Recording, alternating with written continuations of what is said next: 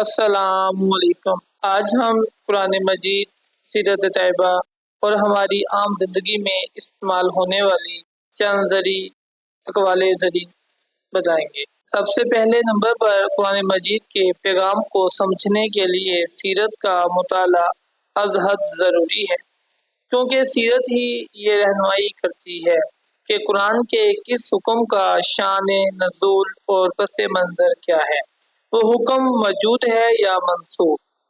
اس لیے سیدہ عائشہ رضی اللہ تعالیٰ عنہا نے ارشاد فرمایا تھا کہ آپ صلی اللہ علیہ وآلہ وسلم کا اخلاق قرآن کے عین مطابق ہے۔ گویا سیرت طیبہ قرآن مجید کی عملی تفسیر ہے۔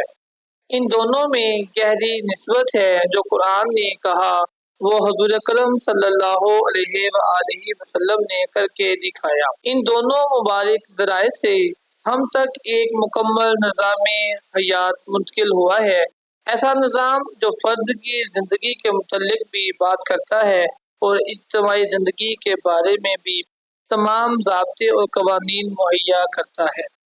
اب ہم چند زرعی اقوال زرعی آپ کے سامنے پیش کریں گے جو آپ کو اپنی زندگی میں بہت اہم کردار ادا کرتے ہوئے نظر آئیں گے۔ خاموشی علم کا زیور ہے اور جاہل کی جہالت کا پردہ۔ زندگی کو سادہ رکھو مگر خیالات کو بلند۔ اس مال سے پناہ مانگو جو مغرور کر دیتا ہے۔ انسان کی سب سے بڑی دولت اس کا اچھا اخلاق ہے۔ اپنی آواز کے بجائے اپنے دلائل کو بلند کیجیے۔ برائی کو خود میں اور اچھائی کو دوسروں میں تلاش کرو۔ علم اگر عمل میں بدل جائے تو شخصیت چمک اٹھتی ہے۔ صرف ایک شخص ہی تمہیں کامیاب کر سکتا ہے اور وہ تم خود ہو۔ وہ خوشی جو صرف اپنے لیے ہو بیکار ہے۔ لگن کے بغیر کسی میں ذہانت پیدا نہیں ہوتی۔ اچھے دنوں کے لیے برے دنوں سے لڑنا پڑتا ہے۔ اپنی منزلوں کے مسافر چھوٹا دل نہیں رکھتے۔ تعلق بھی رزق کی طرح ہوتا ہے، بدنیتی آ جائے تو برکت ختم ہو جاتی ہے۔ اپنے حصے کا کام کیے بغیر دعا پر بھروسہ کرنا حماقت ہے۔ پنجرے میں پیدا ہونے والے پرندوں کو لگتا ہے کہ اڑنا ایک بیماری ہے۔